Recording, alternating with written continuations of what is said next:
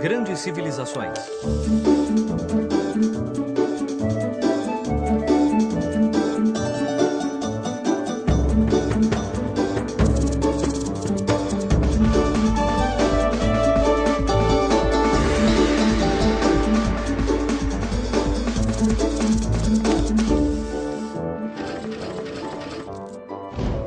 O Império Romano, primeira parte. Todos os caminhos levam a Roma. O que quer dizer esse velho ditado? Será que todas as estradas do mundo se encontravam em Roma? Roma de novo? Eu sempre acabo aqui! Essa expressão faz sentido, porque os romanos construíram uma rede de estradas de um lado a outro de seu território, como uma teia de aranha. Mas esse ditado vai muito além. Quando se diz que todos os caminhos levam a Roma, não se está fazendo referência apenas a esses caminhos por onde transitam carroças e cavalos, mas também ao nascimento de muitas ideias fundamentais da civilização ocidental.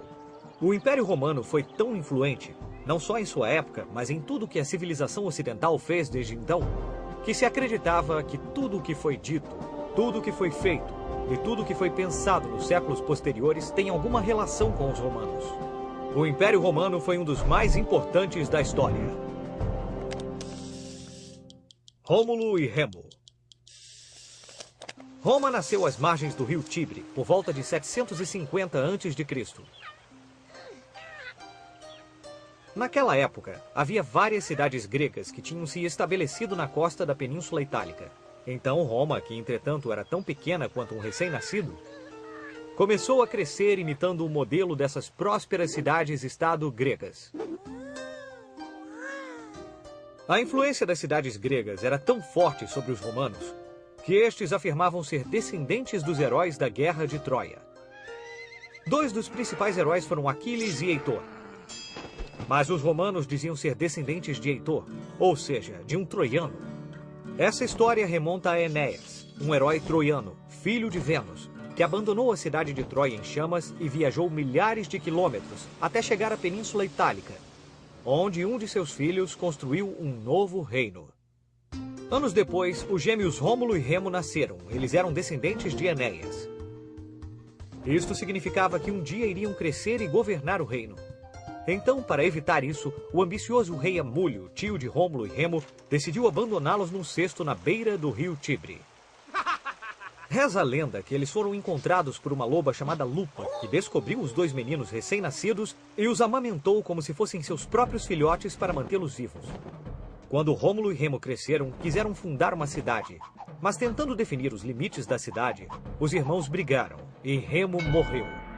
Foi assim que Rômulo proclamou-se rei e fundou a cidade a que chamou Roma, como seu próprio nome, Rômulo. Na mitologia, Rômulo e Remo eram filhos de Marte, deus da guerra.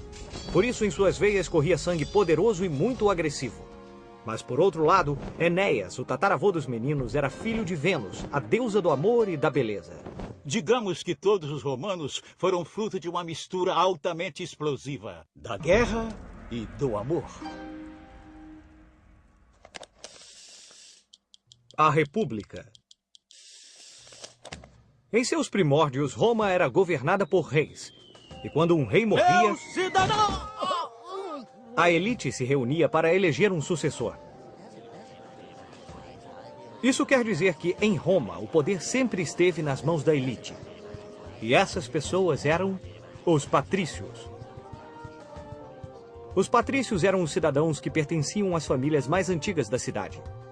Um grupo de patrícios, geralmente os mais sábios e experientes, formavam um conselho que limitava o poder supremo do rei. Esse conselho era conhecido como Senado. O Senado romano foi ganhando poder e prestígio, até que em 510 a.C., um rei particularmente mau foi deposto, e o Senado proclamou que nunca mais Roma teria um rei. De agora em diante, Roma é governada pelo povo. Esse foi o início da República Romana, a primeira república da história. A República Romana funcionava bem, mas às vezes havia problemas. Os patrícios, que tinham muito dinheiro, terras e poder, muitas vezes entravam em choque com os plebeus, geralmente mais numerosos e mais pobres, ou seja, todos os que não eram patrícios. Os plebeus começaram a clamar por melhores condições, mais alimentos e novas terras. Assim, o Senado decidiu que se Roma estava crescendo, seria necessário obter mais riquezas e mais terras. Por isso, formaram um exército forte para expandir seu território. Primeiro, toda a Península Itálica. Depois, conquistaram a Grécia, a Gália e, finalmente, a poderosa cidade de Cartago.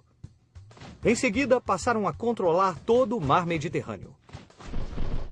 Como Roma e a riqueza cresciam, a cidade se tornava mais difícil de governar.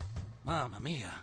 Então, um general muito bem-sucedido se destacou dentre os demais. Eu sou Júlio César e vou governar Roma. Não se preocupem, eu vou tirar vocês dessa crise.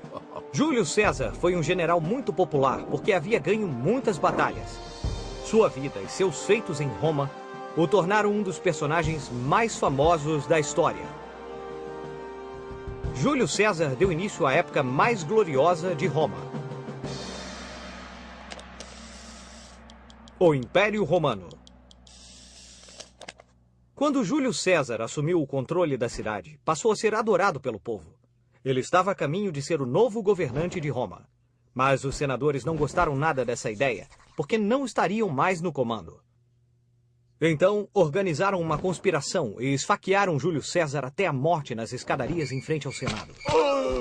Até tu, Brutus. Sua morte gerou um caos em Roma.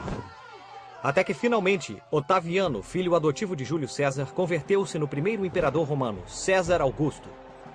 César Augusto assumiu o comando, deu fim a um século de guerras civis e inaugurou em Roma uma era de paz, prosperidade e grandeza imperial. Os romanos nunca se conformaram com o território que tinham. Sempre queriam mais e mais e mais. Essa ambição só foi alcançada graças à formação do exército mais poderoso do mundo. Muitas de suas estratégias foram baseadas em exemplos de Alexandre o Grande, o conquistador da Macedônia. Os soldados romanos foram organizados em unidades chamadas falanges e treinaram a famosa formação tartaruga, que os protegia com escudos por todos os lados, como um casco de tartaruga impenetrável. Além disso, atrás das legiões vinham as atiradeiras, capazes de disparar gigantes lanças de madeira. E também as catapultas, que podiam arremessar pedras pesadas ou enormes bolas de fogo. Nos primeiros tempos do Império, Roma conquistou terras desde o Oceano Atlântico até o rio Eufrates, da Inglaterra até o Saara. Nossa! E os romanos continuaram conquistando e anexando territórios ao Império durante séculos. A maior extensão do Império foi alcançada no século II depois de Cristo, durante o reinado dos imperadores Cláudio e Trajano. Vamos usar nossa bússola do tempo para ver o que estava acontecendo nos outros lugares do mundo nessa mesma época. O que estava acontecendo na Grã-Bretanha enquanto os romanos ampliavam seu império até o fim do mundo. No ano 43 depois de Cristo, o imperador romano Cláudio enviou tropas à Bretanha para conquistar os povos celtas que viviam nessa ilha. Os celtas travaram uma batalha feroz, mas como tantos outros, não puderam vencer a poderosa máquina de guerra romana. Os romanos construíram cidades fortificadas e redes de estradas, estendendo ainda mais os limites de seu império. Uma das cidades que fundaram chamava-se Londinium.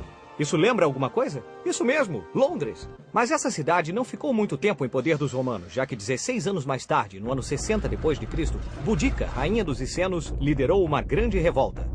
Boudica era uma temível guerreira celta, de cabelos ruivos até a cintura e muito inteligente. Ela não perdeu tempo. Enfurecida com a humilhação sofrida por seu povo, juntou várias tribos que, sob seu comando, incendiaram Londres e expulsaram os romanos. Um ano depois, os romanos enviaram novas legiões para retomar o controle de Londres e castigar os povos rebeldes. A história diz que havia 5 guerreiros celtas para cada soldado romano. E 5 celtas para cada romano? Ah, esses romanos não tinham a menor chance. Aí é que você se engana, Pipo. Os romanos demonstraram que a disciplina rigorosa e as técnicas de guerra eram bem mais eficientes do que ter muitos soldados.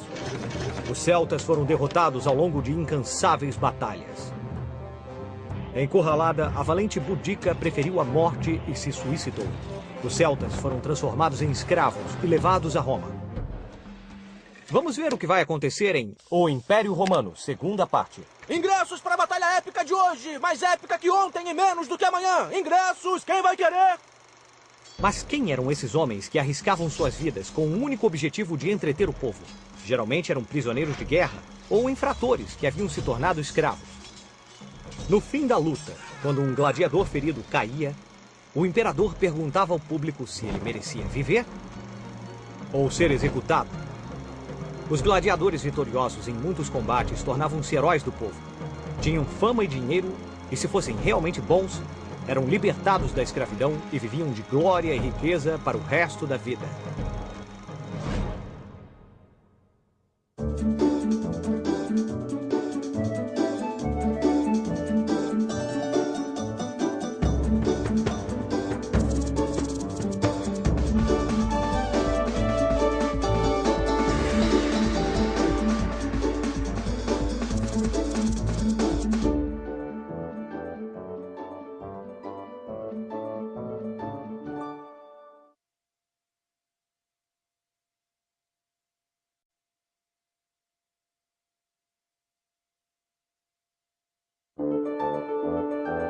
No último episódio de Grandes Civilizações, em seus primórdios, Roma era governada por reis. E quando um rei morria, Meu cidadão! a elite se reunia para eleger um sucessor. Isso quer dizer que em Roma o poder sempre esteve nas mãos da elite, e essas pessoas eram os patrícios. Os romanos nunca se conformaram com o território que tinham. Sempre queriam mais e mais e mais.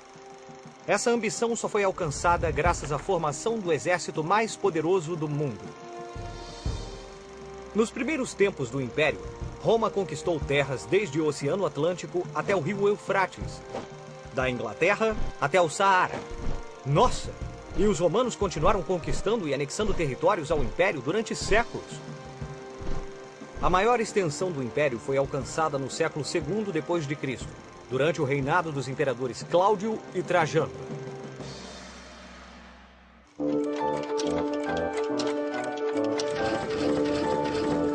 Grandes Civilizações.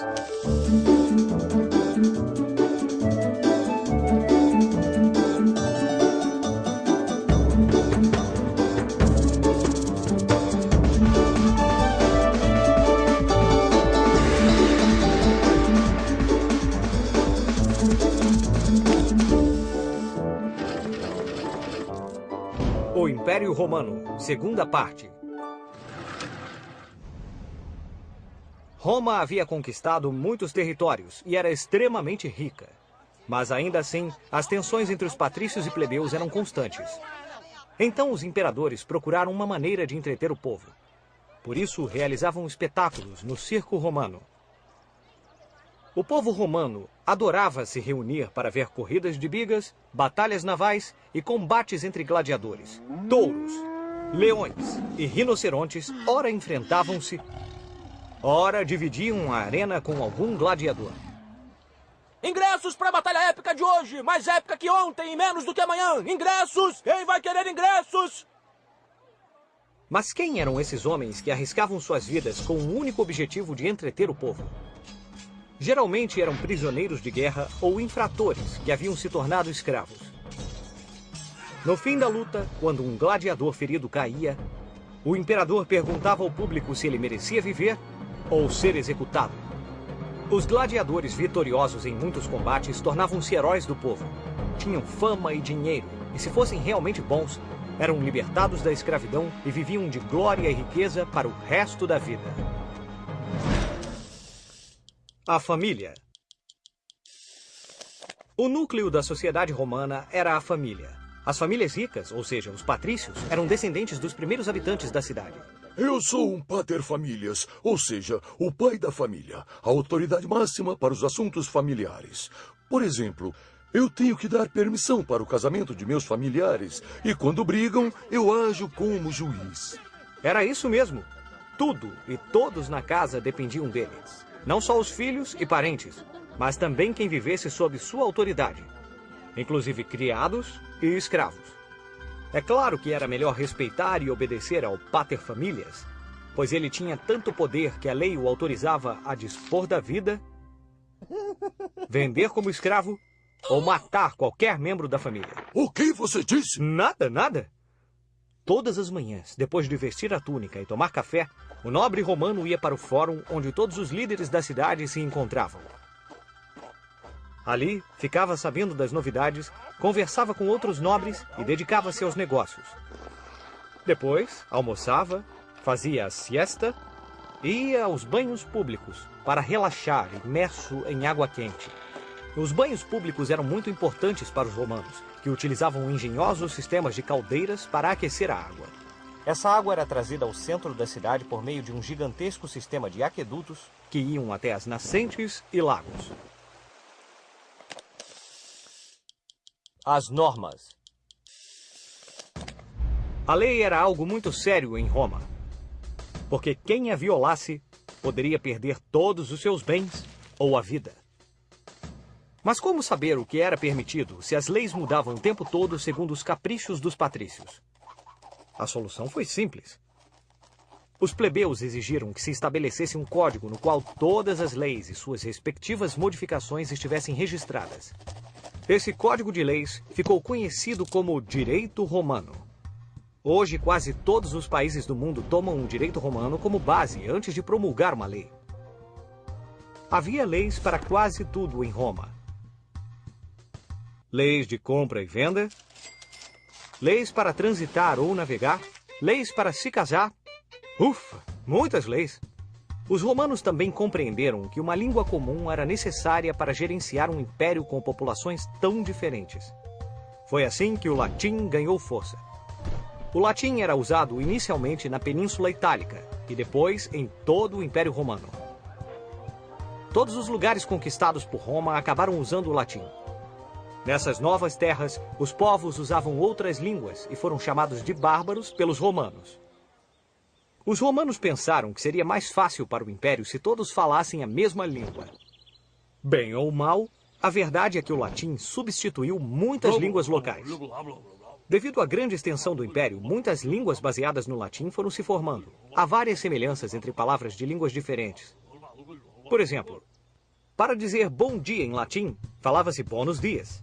Em espanhol, Bom dia. em francês, em português, dia. em romeno. Una. E claro, em italiano. Vediamo, caro mio. O fim do Império. Bem-vindos ao Roma Game Show! Eu sou o apresentador Cláudio Maximus Décimos Impérios Populus. A pergunta valendo 1 milhão é: pode um império durar para sempre? À medida que o Império Romano se expandia além de seus limites, muitos povos iam sendo conquistados e incorporados. Com o passar dos séculos, esses povos se cansaram de estar sob o domínio romano.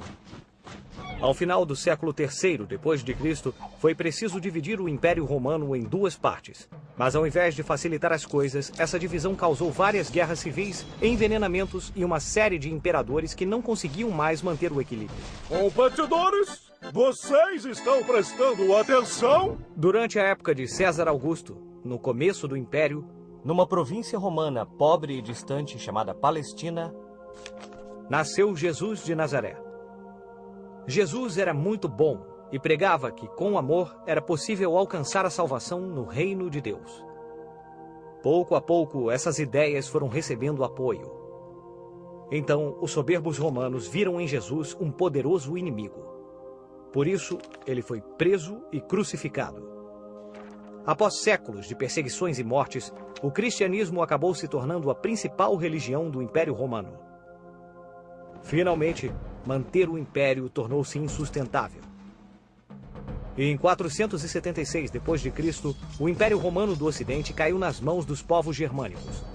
A outra metade, o Império Bizantino, manteve-se até 1453, quando foi tomado pelos turcos. Isso nos leva à nossa questão. Pode um império durar para sempre? Pipo? Não? E a resposta é... olha o suspense... não! Ganhei! Na realidade, Mesmo o Império Romano tendo terminado, sua influência persiste até hoje. O latim é a língua-mãe de muitas línguas modernas. O direito romano é a base das leis de quase todo o mundo. E suas instituições serviram de modelo para muitos estados modernos. Ainda hoje, tão distante de seu antigo esplendor, Roma continua sendo a cidade para onde todos os caminhos levam. Vamos usar nossa bússola do tempo para ver o que estava acontecendo nos outros lugares do mundo nessa mesma época. O que estava acontecendo em Bizâncio enquanto a Roma antiga caía nas mãos dos germânicos? Pois bem, em Bizâncio florescia a nova Roma. Calma aí. Roma antiga, Roma nova, eu fiquei confuso. Como vimos, no fim do século III, o Império havia sido dividido em duas partes.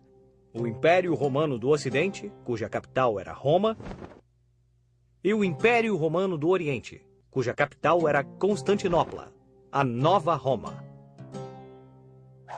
Ah, agora entendi.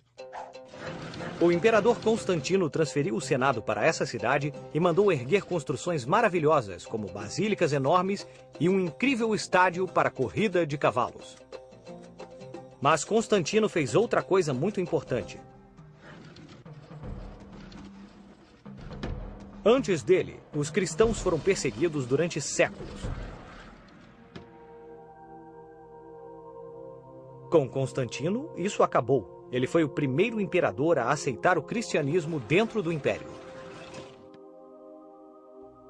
Nos anos seguintes, o cristianismo se tornou a religião oficial do Império Romano.